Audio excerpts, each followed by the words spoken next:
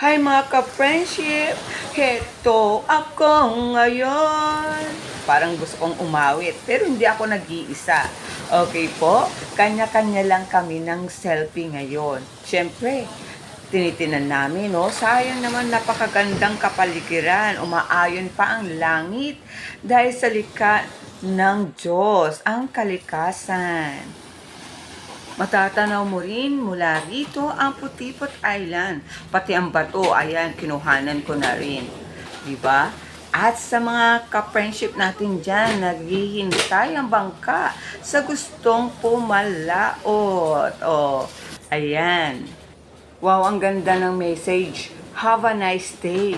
Huwag isipin ng problema. Mag-relax paminsan-minsan. Mag-unwind. Have a break. Enjoy. Diba? Ang luwag ng lugar nito at ang sarap magkabulan kasama ng iyong loved one. Not 2, not 3, 4, 5. Nagbibilang na pala ako.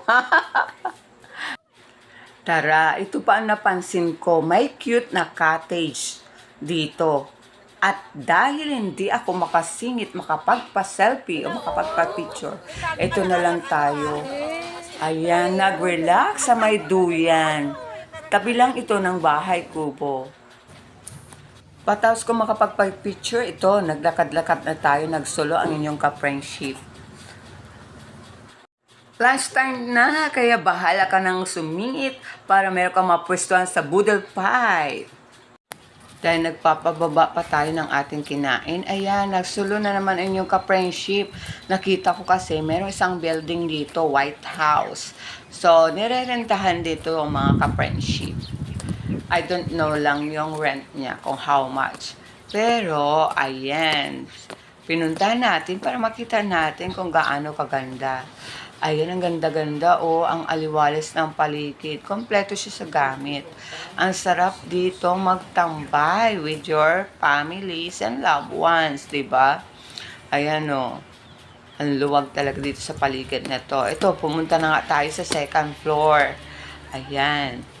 Hindi naman siguro tayo papagalitan dito. Okay po?